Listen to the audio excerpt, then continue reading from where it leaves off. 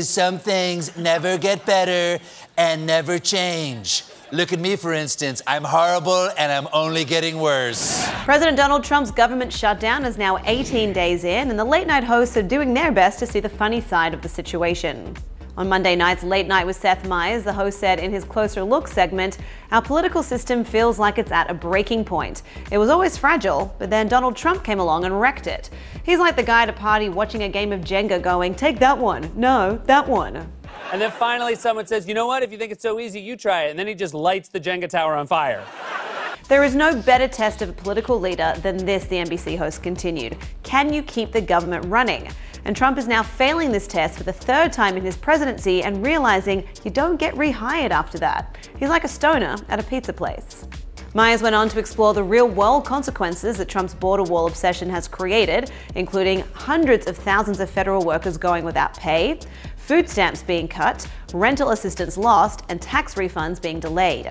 Look, sometimes you take a job that ends so badly you have to change your name, Myers said. For example, you take a job as Donald J. Trump and you leave it as prisoner 5678891.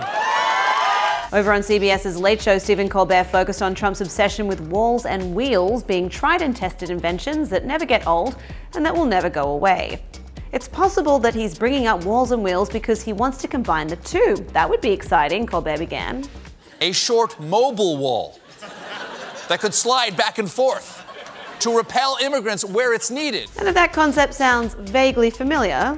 I'm being told we have some footage of a prototype.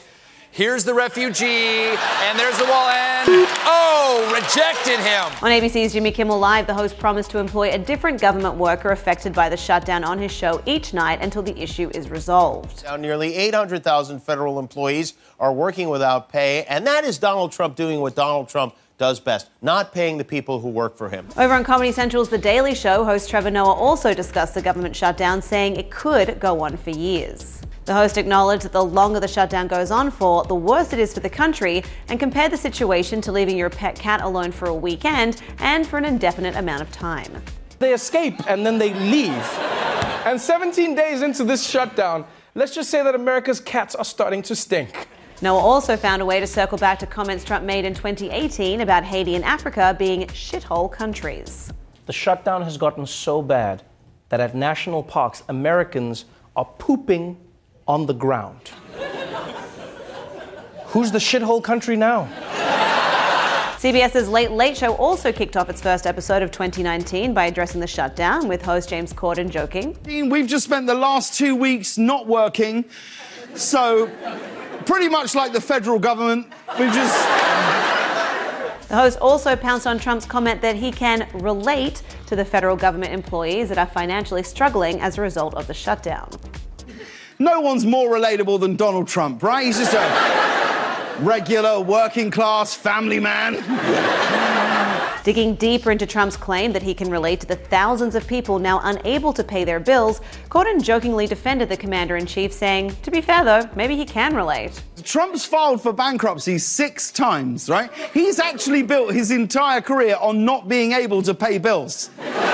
And over on The Tonight Show, host Jimmy Fallon wished his audience a happy 2019 before bringing up the government shutdown also. Right now, it's tough to say what will last longer, the government shutdown or your neighbor's Christmas decorations. I don't know. He then capitalized on another topic that's on everyone's lips these days, Netflix's psychological thriller, Bird Box. But Democrats have a plan. They're going to make Trump wear one of those blindfolds from Bird Box and just tell him there's a wall. Don't take it off! Don't take it off!